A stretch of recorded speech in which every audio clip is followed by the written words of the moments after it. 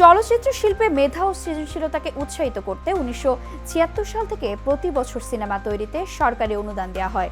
মাঝে কয়েক বছর বন্ধ থাকার পর ২০০৭-৮ অর্থবছর থেকে তা আবার শুরু হয়। এরপর বছরে বছরে অনুদানের সিনেমা সংখ্যা যেমন বেড়েছে, পাল্লা দিয়ে বেড়েছে অনুদান প্রক্রিয়ার স্বচ্ছতা নিয়ে নানা প্রশ্ন আর বিতর্ক। অভিযোগ আছে, সিনেমা তৈরির জন্য এমন পরিচালক অনুদান পান যার টাকার অভাব নেই, পরিচালনায় কোনো অভিজ্ঞতা নেই, এমন পরিচালকও পান অনুদান। আবার অনুদান পেয়ে পরিচালক নির্ধারিত সময়ের মধ্যে সিনেমা নির্মাণের কাজ শেষ করেননি বা করতে পারেননি, এমন উদাহরণও অনেক। তাই প্রশ্ন উঠছে, কাদের, কি কারণে এবং কোন পদ্ধতিতে অনুদানের জন্য মনোনীত করা হয়? বাংলা নিউজ 24 অ্যানালাইসিসে আজ সিনেমা নির্মাণে সরকারি অনুদান প্রক্রিয়ার নানা অনিয়ম, অব্যবস্থাপনা এবং ব্যর্থতার সার্বিক চিত্র তুলে ধরতে চেষ্টা করব আমি, বিথি দাস।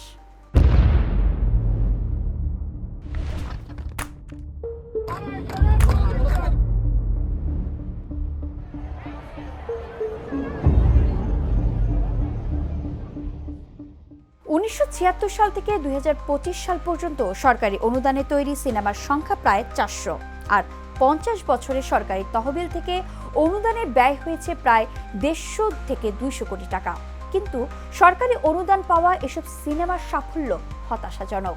৪০০ সিনেমার মধ্যে আন্তর্জাতিকভাবে উল্লেখযোগ্য পুরস্কার বা স্বীকৃতি পেয়েছে মাত্র ৪টি: সূর্য দীঘল বাড়ি, গাড়িওয়ালা, মাটির প্রজার দেশে এবং নেকাব্বরের মহাপ্রয়াণ। সাফল্যের হার মাত্র ১%, যা শিল্পের মান ও ব্যবস্থাপনার চরম দুর্বলতাই প্রকাশ করে। তবে শুরুর দিকে বেশ কিছু অনুদানের ভালো সিনেমা আমরা পেয়েছি। এই তালিকায় এমিলের গোয়েন্দা বাহিনী, দহন, আগুনের পরশমণির মতো সিনেমা আছে। এরপর কয়েক বছর বিরতিতে শুরু হওয়া অনুদান নিয়ে শুরু হয় অনিয়ম উৎসব, আর দিনে দিনে এই অনুদান প্রক্রিয়ার অনিয়মে যুক্ত হয় নতুন নতুন সব মাত্রা। সরকারি অনুদান পেতে এক একটি চিত্রনাট্য জমা দিতে এক একজন নির্মাতার ১০ থেকে ২০ হাজার টাকা পর্যন্ত খরচ হয়। জমা হওয়া পাণ্ডুলিপিগুলো যাচাই বাছাই করে সংক্ষিপ্ত তালিকা প্রস্তুত করে পূর্ণদৈর্ঘ্য ও স্বল্পদৈর্ঘ্য চলচ্চিত্র বাছাই ও তত্ত্বাবধান দুইটি ভিন্ন কমিটি। অনুদান কমিটির সদস্যরা বাছাই করা পাণ্ডুলিপি মূল্যায়ন করে আলাদাভাবে নম্বর দেন। প্রাপ্ত নম্বরের ভিত্তিতে সেসব চিত্রনাট্যের প্রযোজক, পরিচালকদের পিচিং বা সাক্ষাৎকারে ডাকা হয়। তাদের ভাবনা জেনে তথ্য মন্ত্রণালয় চূড়ান্ত সিদ্ধান্ত নেয় কোন ছবিগুলো সরকারি অনুদান পাবে। কিন্তু মুশকিলটা হচ্ছে, এই অনুদান দেওয়ার পদ্ধতিতে ফাঁক ফোকরের অন্ত নাই। অভিযোগ আছে, অনেকের রাজনৈতিক, ব্যক্তিগত বা প্রশাসনিক প্রভাব খাটিয়ে অনুদান পান, যাদের প্রকৃত যোগ্যতা বা অভিজ্ঞতা নেই। আছে স্বজনপ্রীতি ও কমিশন দিয়ে অনুদান নেওয়ার অভিযোগ। ফলে প্রতি বছরই অনুদানের সিনেমা নিয়ে নানা প্রশ্ন আর বিতর্ক ওঠে। অনুদানের টাকা পেয়ে বছরের পর বছর ছবির কাজ শুরু করেননি অনেকে। আবার কেউ কেউ ফ্ল্যাট ও জমি কিনে ফেলেছেন। অনেকে আবার নামমাত্র সিনেমা বানিয়ে দায়িত্ব শেষ করছেন। হলে মুক্তি দেওয়ার খবর থাকে না সেই সব ছবি।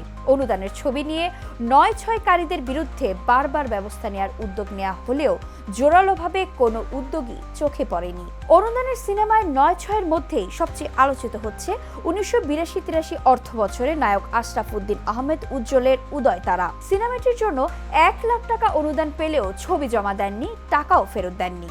এজন্য তার নামে মামলা হয়েছে। মারুফ হাসান আরমান নেকড়ে অরণ্যের জন্য ২০১১-১২ অর্থ বছরে ৩৫ লাখ টাকা পান। ছবি নির্মাণ না করায় তার বিরুদ্ধেও মামলা হয়েছে। ২০১২-১৩ অর্থ বছরে কাঁটা সিনেমার জন্য অনুদান পান কবি টোকন ঠাকুর। সময় মতো ছবি নির্মাণ করতে না পারায় মন্ত্রণালয়ের মামলায় গ্রেপ্তার হন তিনি। এছাড়া নির্মাণ শেষ করতে পারেনি আরও অর্ধশতাধিক সিনেমা। বেশ কয়েক বছর ধরে অনুদান প্রক্রিয়া আয়োজন করা হচ্ছে প্রকাশ্যে ঢাকঢোল পিটিয়ে, কিন্তু সেই অনুদান বিলি বন্টন হচ্ছে গোপনে, নিজেদের গণ্ডিতেই। আওয়ামী সরকারের শেষ কয়েক বছর এটি চূড়ান্ত আকার ধারণ করে।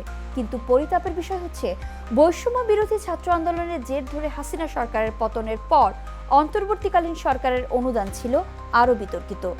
২০২৪-২৫ অর্থ বছরে ১২টি পূর্ণ দৈর্ঘ্য চলচ্চিত্র এবং 20টি স্বল্প দৈর্ঘ্য চলচ্চিত্রকে অনুদান দেয় অন্তর্বর্তী সরকারের তথ্য ও সম্প্রচার মন্ত্রণালয়। পূর্ণদৈর্ঘ্য ছবির প্রত্যেক প্রযোজক ৭৫ লাখ টাকা এবং স্বল্প দৈর্ঘ্য চলচ্চিত্রের প্রযোজকরা ২০ লাখ টাকা করে পান। সব মিলিয়ে দেওয়া হয়েছে 9 কোটি টাকা।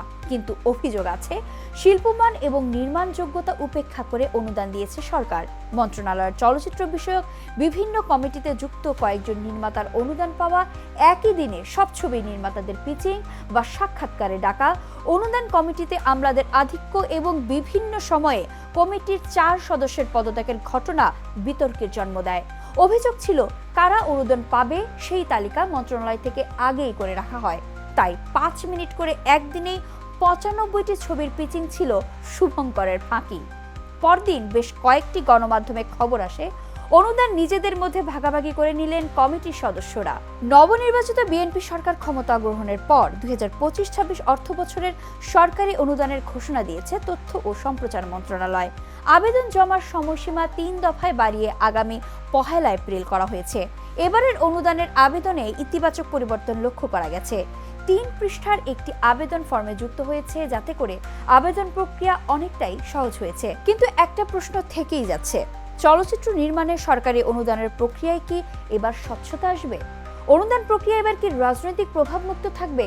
এবার কি সত্যিকার অর্থে যোগ্যতার ভিত্তিতে পাণ্ডুলিপি ও পরিচালক প্রযোজক অনুদান পাবেন, নাকি বরাবরের মতোই অনিয়ম অব্যবস্থাপনার স্রোতে ভেসে যাবে শত শত উদীয়মান স্বপ্নবাজ পরিচালকের স্বপ্ন?